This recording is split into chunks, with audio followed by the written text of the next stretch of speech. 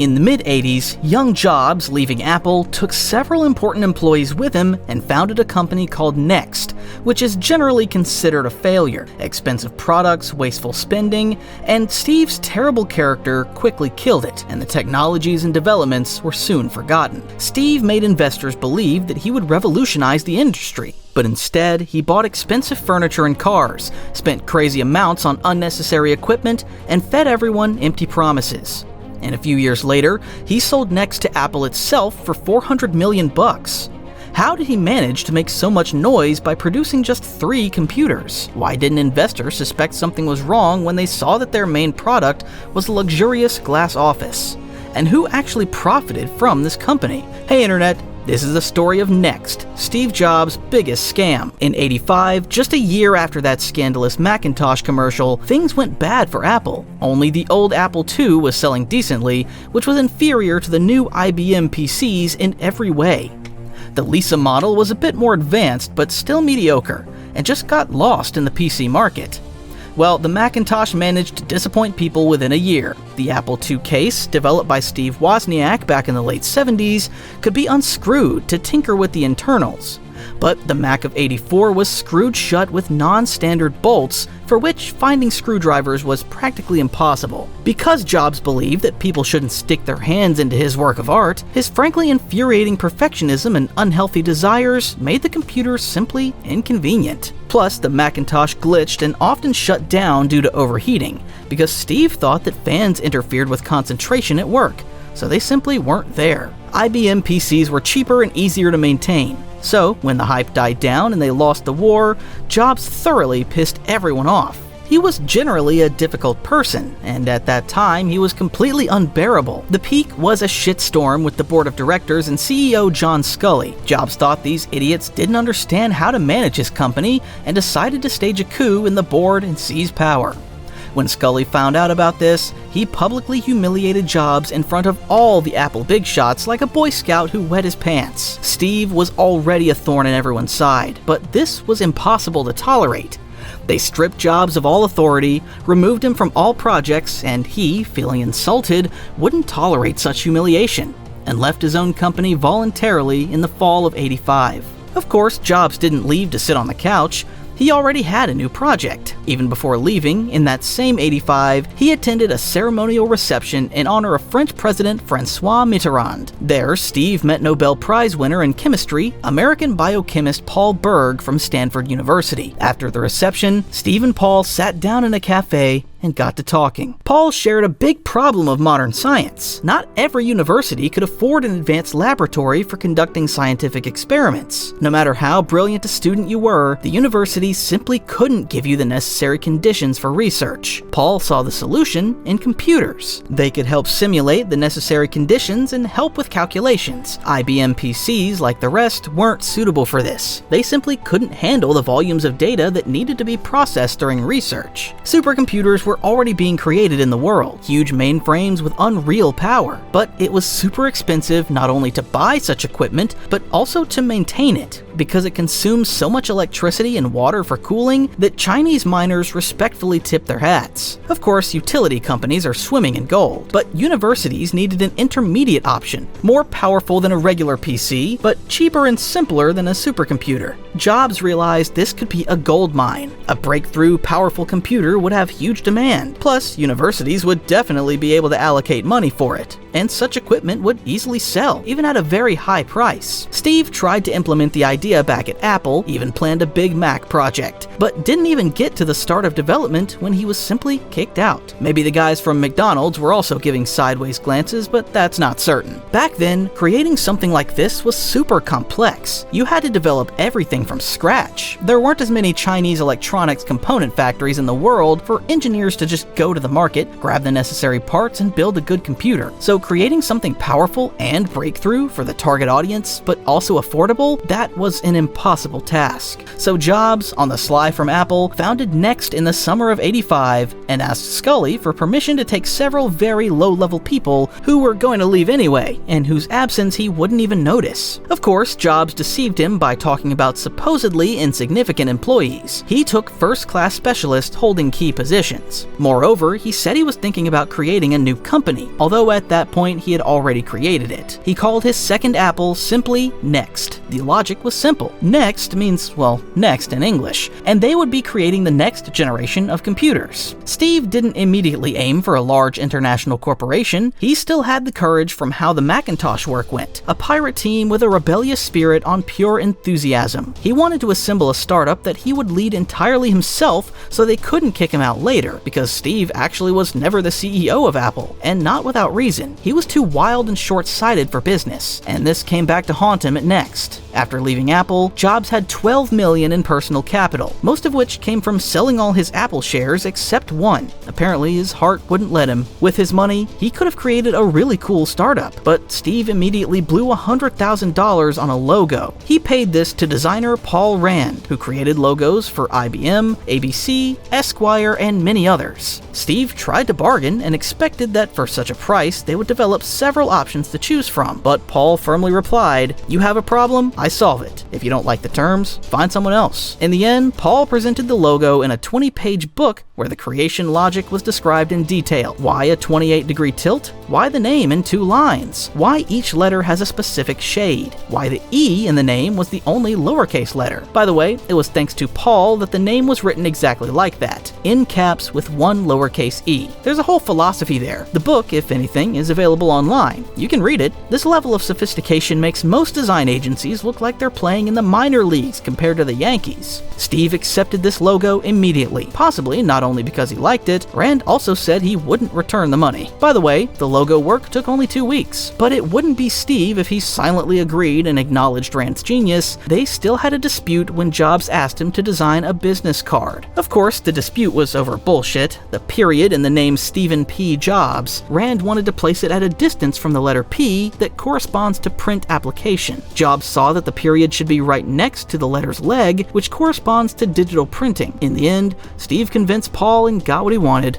Left as the winner, so to speak. But this was just the beginning of Steve's spending spree. There was no ceiling or limit. But the funny thing is that the startup was forbidden from creating and selling anything for 2 years. What's the right thing to do? Build a huge futuristic factory capable of producing 150,000 computers a year. The sad experience with the Macintosh factory taught him nothing, and he stubbornly repeated all the same mistakes but on a larger scale. The next factory was fully automated. An empty board entered one end of the line, and 20 minutes later, it came out the other end completely ready. Robots did everything. Steve had seen enough of this when visiting Japanese electronics factories. Well, the Japanese love this stuff. Steve was into it too. The wasteful spending laid the foundation for the company's future demise. But besides Steve himself, Apple was also hindering the young startup. They had a series of lawsuits and shitstorms with Jobs. Apple was sure that Steve, with his bad character, created the company to interfere with Apple, which was already going through hard times. He knew the internal development plans and technologies, so Scully and the board of directors thought that now Steve would start using all this to the detriment of the company. And there was the obvious fact of theft. Only if ordinary people steal pens and staplers from work after being fired, Jobs stole 7 Apple employees. Here they are from left to right. In the end, Apple made a deal with Jobs, and he promised that he wouldn't release anything until March '87. By that time, all the things Steve knew would already be implemented, and he definitely wouldn't threaten them. And at Apple, they understood that without a product for 2 years, this madman startup would simply not survive and go bankrupt. They were wrong. In '86, work began to boil. Initially, NeXT wanted to create only a high-power computing machine, that is, just one system unit. But during discussions, they came to the conclusion that they needed to offer a complete set. So they added a monitor, mouse, keyboard. To create them, they naturally hired separate teams of engineers and designers. Optionally, they also later sold a laser printer that was manufactured by Canon with NeXT design, but it cost as much as a whole IBM computer and wasn't particularly needed by anyone. 6 months later, Steve was struck by the idea that the computer would be even more attractive if it had all the necessary software on board. So they had to hire an entire department of programmers headed by Rich Page, who previously worked at Apple. So the company was growing rapidly, but work was moving slowly. According to the plan, the first NeXT computer should have been ready by mid-'87 and sold for $3,500 each. The ban was in effect until March.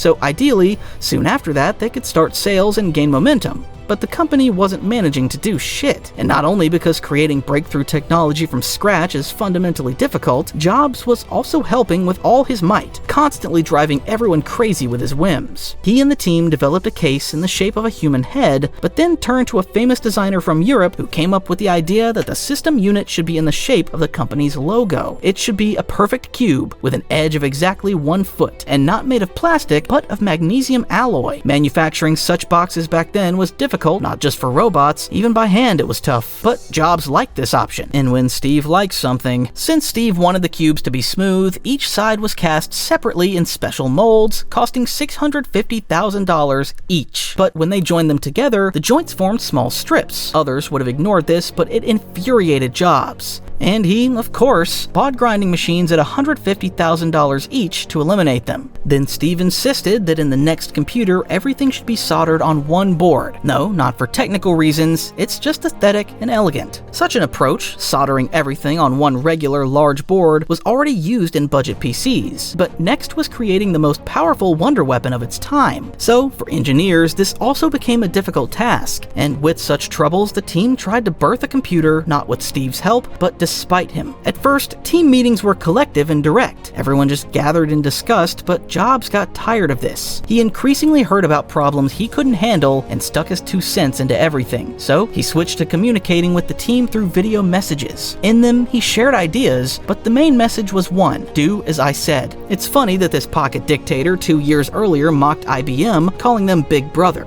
Essentially, NeXT was divided into 2 key teams. Some tried to create the computer, others the software for it. The first ones weren't succeeding at anything, while the programmers wrote programs and an entire operating system from scratch for who knows what. One thing united them: Steve, between choosing the next curtains for the bathroom, terrorized them all equally. Naturally, with such an approach, deadlines flew by. The delay wasn't small. By the end of '87, there wasn't even a working prototype that could be shown to investors. Meanwhile, Steve, besides his strange and unfounded edits to the computer, was busy with important matters. He hired elite designers to make glass walls and wooden floors in the headquarters. Separately, he hired a world-class architect to create a staircase with one-sided support. He wanted the staircase to seem like it was floating in the air. They made him one. He also bought expensive solid wood tables, leather, and black chairs at $20,000 each, and regularly repainted the robots at the factory. On one hand, there was sense in this. Steve thought in detail about how this would look to company guests. But the most beautiful thing was buying Pixel in '86. Initially, it was George Lucas's studio. Steve bought it for $5 million and invested another $5 on top as startup capital. Besides special effects, the studio also created its own computers and software for them. Yes, it wasn't great, but it was better than starting completely from scratch. Moreover, with Pixar's help, Jobs could demonstrate to the world what things could be created with powerful NeXT computers. But when you don't have such a computer anywhere in sight, and the startup is in the creation stage, spending $10 million on a studio that itself doesn't actually produce anything is such a strange decision. After this, I couldn't even sleep thinking about how 30-year-old Steve managed to get into business and I didn't. Jobs invested his own capital in the company, which under his careful and thorough management was flushed down the drain in just 2 years, and the product was still far away. So they had to seek investments, and for this, they needed to issue their shares, which would make the company public and put Steve himself at risk, because then this damned board of directors would assemble, which could kick him out again. The choice was difficult, but here it was: either sink or agree. The first investor and shareholder of the company became Texas entrepreneur and Jobs fan Ross Perot. He bought 16% of shares for $20 million. Although a week before this, Steve couldn't sell the same 16% for $3 million to venture investors. They thought he pulled the amount out of thin air, which he did. But since Perot was given a seat on the board of directors, he was happy. Later, NeXT engineer Randy Adams told that on that day, Steve burst into his office and said they had to move their cars. They both drove identical expensive Porsche 911s, and Jobs said that Perot might think they're shitting money here. So they moved the cars from the parking lot to the backyard, and the deal was made. Later, Perot would very much regret not investing in Microsoft, but then this saved NeXT. Everyone breathed a sigh of relief. and Steve went to repaint the robots at the factory again. The first working prototype was shown to the public in the fall of '88, almost a year and a half after the ban was lifted. It took 3 years to create a truly revolutionary machine. The hall gave a standing ovation. The computer was more powerful than most of its contemporaries. All computers of that time can be divided into 3 categories. First, home PCs with system bandwidth from 4 to 10 megabytes per second. Second, workstations for $35,000, they already delivered 20 megabytes per second. And third, mainframes for hundreds of thousands of dollars, about 40 megabytes per second. The NeXT computer had 32 megabytes per second. That is, they literally created a personal mainframe based on a Motorola 68030 processor. Central processor, 68882 for floating point calculations, as well as a separate DSP processor for sound processing, speech-to-text conversion, and other cool stuff. Moreover, this was the first computer in the world that used an optical disc as storage instead of a hard drive. Such a disc cost $50, and you could take it with you. But the main feature wasn't in this. NeXT closely collaborated with 3 leading US universities to study their pain points and needs. Universities wanted the power of Unix, but Unix was inaccessible to mere mortals. So, NeXT made it more understandable, for which they developed their own operating system, NeXTSTEP, based on a Unix version called Mach, and implemented real multitasking with overlapping multiple windows, the ability to network computers, and a bunch of other features. In general, Jobs showed from the stage something that very much resembles our modern interfaces. It was a resounding success. People were shocked. After the presentation, Canon invested $100 million in the company, receiving 16.67% of shares and exclusive rights to the software. Victory was in the air. In '89, sales of the NeXT computer started, and the team moved to new spacious premises in Redwood City. The building was brand new, but Jobs decided to completely gut it and rebuild it. Walls were again replaced with glass ones, carpets with wooden parquet. He also ordered the elevators to be moved. God, what the fuck? That's why the computer presented in '88 caused a storm of delight, but it died down when it went on sale. First, Jobs promised a computer for $3,500, and that was okay for universities, but he ended the presentation with the words, "We will sell them to higher education institutions for $6,500. After this, silence reigned, which was weakly diluted by the thin applause of the most loyal supporters. Universities were horrified by such an amount. While the printer was bought separately for $2,000, and because of the slow optical disc, it was advisable to buy a normal hard drive. And that's another $2,500. The next year, Steve gave everyone the opportunity to buy this workstation, but for $9,999. In our time, that's a little more than $22,000 for a computer. I just want to ask, can you run Crysis on Mac settings? The new OS was good, but it needed software, and then Jobs suggested Microsoft develop programs for NeXTSTEP. But Bill Gates didn't believe in NeXT or its closed operating system, and didn't see anything outstanding in their computer, so he flatly refused. Then Steve tried to license NeXT software for IBM, but the deal fell through. Later, the Chinese came to him with a proposal to clone the computer under license, but here Steve himself froze up and refused. The NeXT factory could produce 10,000 computers per month, but they sold no more than 400 machines monthly. The magnificent machines painted in bright colors stood idle, and NeXT kept losing and losing money. At the beginning of '90, Steve again turned to Canon for cash. They had just recently poured $100 million into the company, but agreed to allocate another $75 over the next 2 years. After the NeXT computer, they released 2 more new models, the NeXT Cube, a slightly improved and renamed old computer, and the NeXT Station. Now, the system unit became flat like a pizza box. They also released new monitors compatible only with the new generation, and they created NeXT Dimension, a special video card that allowed outputting 32-bit color images. It had to be bought separately, and this beauty cost almost $4,000. And you still grumble that Apple makes you buy the iPhone charger separately. Back then, they sold color images as an option. The most basic version of the NeXT Station cost $5,000. Not little, and competitors offer cheaper, but often computers of the same level were sold without an operating system. And Jobs believed that NeXTSTEP was part of their entire ecosystem.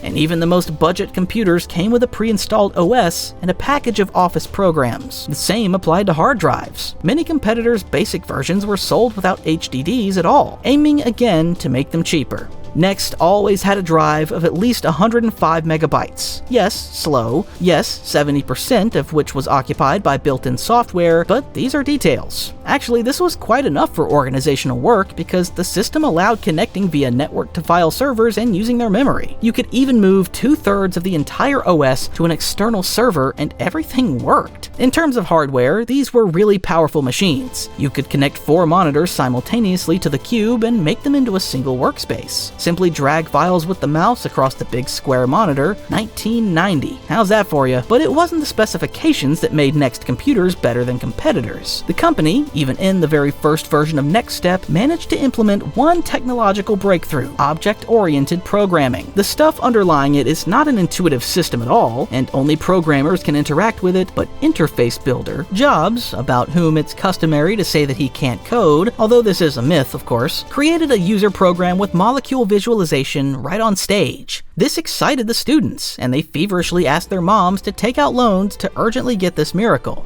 NeXT revenue for 1990 was $28 million. Juicy, powerful, but NeXT never managed to gain technological leadership. Why? Their main competitor was Sun Microsystems, created by Stanford University alumni. The guys understood the importance of powerful computers for universities even when Jobs was working on Lisa at Apple. They started making megabyte, megaflops, megapixel computers even before it became mainstream. So at the moment of NeXT computer launch, Sun had 2 answers: the Sun 3 workstation in 3 models, and the newest Spark Station 1. Of all 4, even the most budget Sun 3 was more powerful than the NeXT computer, let alone the others. For example, the top configuration Sun 3 480 had 128 megabytes of RAM right out of the box, while NeXT had from 8 to 64. By the time of the second generation, trouble crept up from where they didn't expect. Apple released the new Mac 2FX, which was a worthy competitor, plus it was better known than NeXT computers. In June 91, Ross Perot left the board of directors. Supposedly, he wanted to focus on his own company, but in reality, NeXT's position was so hopeless that even such a hardcore Jobs fan got tired of watching this mess. The company had further development plans. They planned to transfer everything to RISC architecture, which at that time was considered the most high performance and promising. But this was not destined to come true. 92 arrived. The company released the NeXT Cube Turbo and NeXT Station Turbo. Should have added Pro Max Limited Edition, dumbass. These computers got a more powerful Motorola 68040 processor at 33 MHz, and RAM could be expanded up to 128 megabytes. Although competitors offered the same solutions 2 years earlier, according to official reports, 20,000 computers were sold per year. Well, together with additional products, NeXT managed to earn a whole $140 million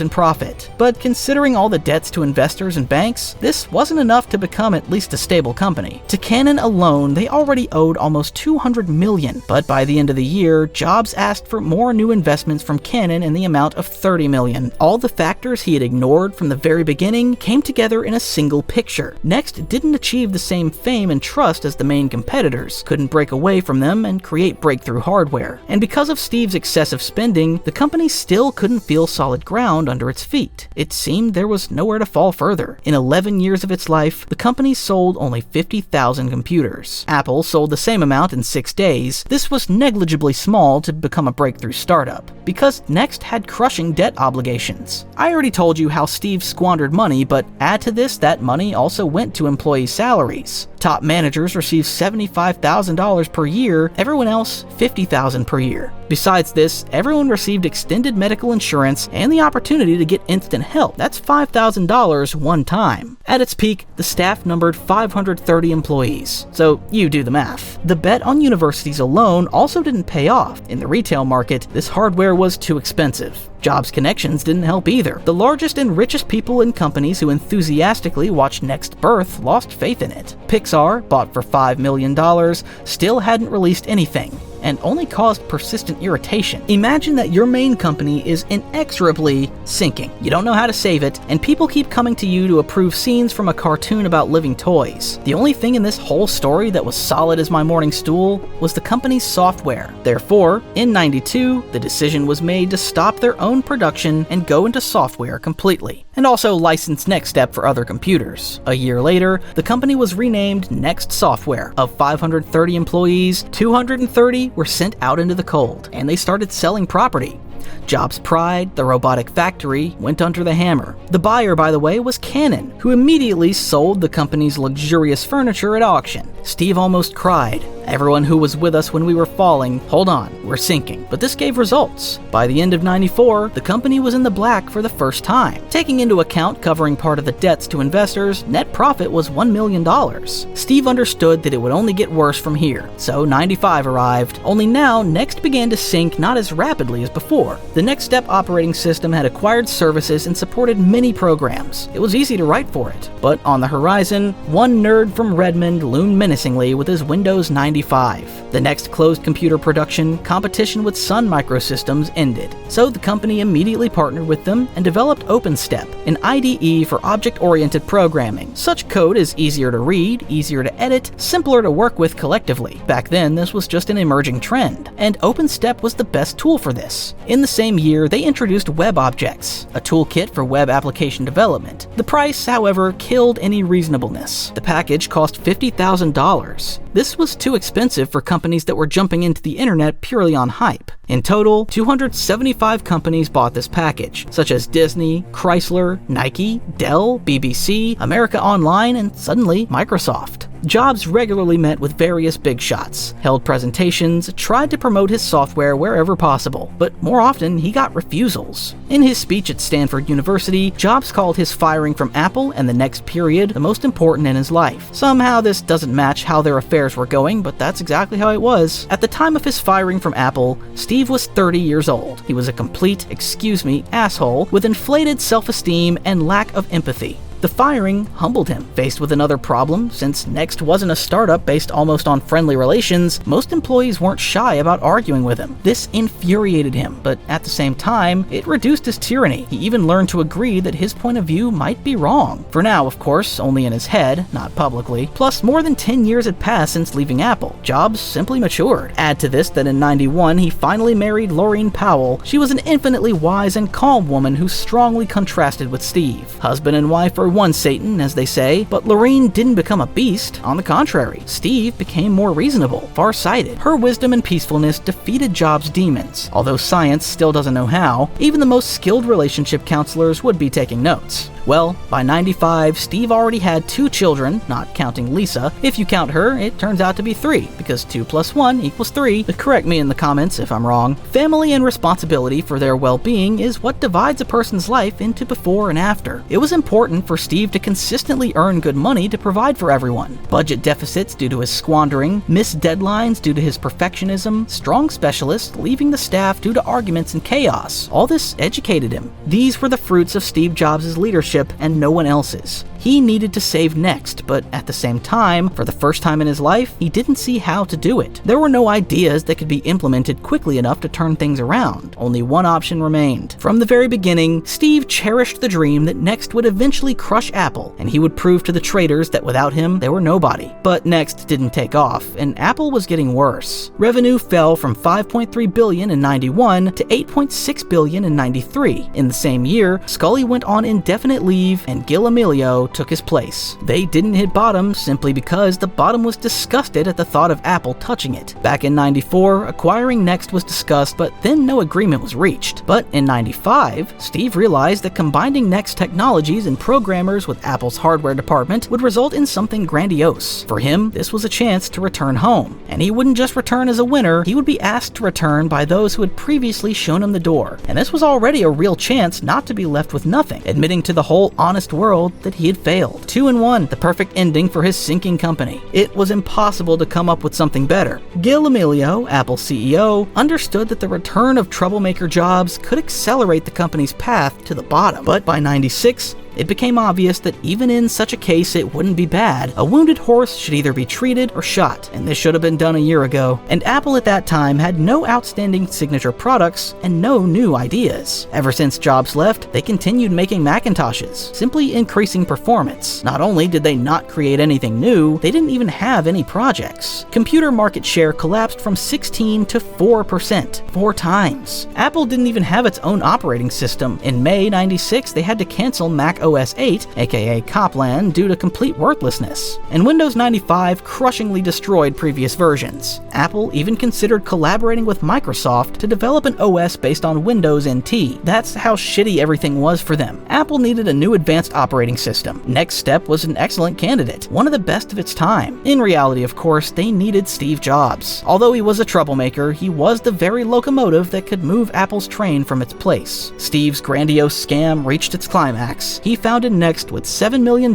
he had left after leaving Apple. Now his company was bought for $427 million. Steve received not only cash, but also 1.5 million Apple shares. By the end of '96, the deal was completed and NeXT was absorbed. Steve returned to the company with the formal position of advisor. Board chairman Ed Woolard believed in Steve, and the board almost unquestioningly obeyed Ed. So, Jobs' recommendations were taken as orders that brooked no discussion. In other words, he got everything the same as what he tried to do in '85. Only now they also paid him almost $500 million for it. Brilliant, right? Without NeXT, Apple wouldn't have received 5 key elements that allowed it to make a sharp leap forward. The first two are, of course, NeXT and OpenStep. With their help, Mac OS X was created, which still remains the foundation for Mac OS, iOS, tvOS, and other Apple operating systems. All this was created with tools that were invented back then at NeXT. They just developed them further and continue to develop them to this day. Third, new people from NeXT. Many talented specialists moved to Apple who would play decisive roles in the company's history in the future. John Rubinstein, Scott Forstall, Craig Federighi, Henry Lamoureux, Richard Williamson, these are all NeXT old guard, who, moving to Apple, began working on Mac OS, iMac, iPod. They also gave the world iPhone and iPad and all the software for them. The fourth element is the new corporate culture that Steve created during his time at NeXT. There became more freedom at Apple. The company wasn't a network of departments that shit on each other for the most attractive reports, but worked together for one result. The company eventually transformed from a dormant volcano into an active one. Presentations and releases of new products followed one after another. Between them, the team literally died at work, but people liked it. The euphoria after victory in such a race was better than falling asleep over monotonous, useless work and creating garbage that nobody needed. And the last main thing that Apple got from NeXT was, of course, Steve Jobs himself. He was able to create truly breakthrough projects,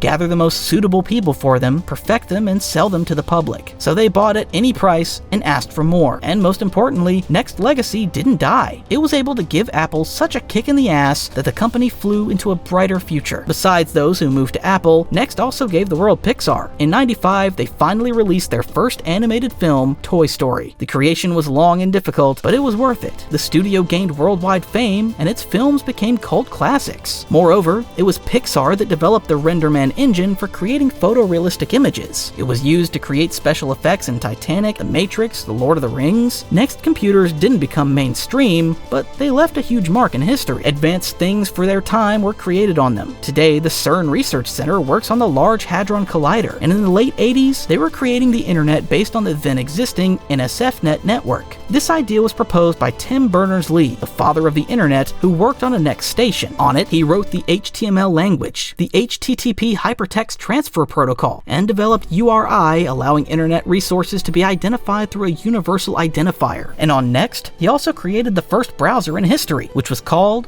World Wide Web. A small maneuver lasting 10 years, of course, is not a scam in its pure form, but it allowed Steve Jobs to change himself, change Apple, and create so much that the echoes of this are felt around the world to this day. Steve didn't mention this period of his life in his Stanford speech as the most important for nothing. Without it, history would have been completely different. But that's a completely different story.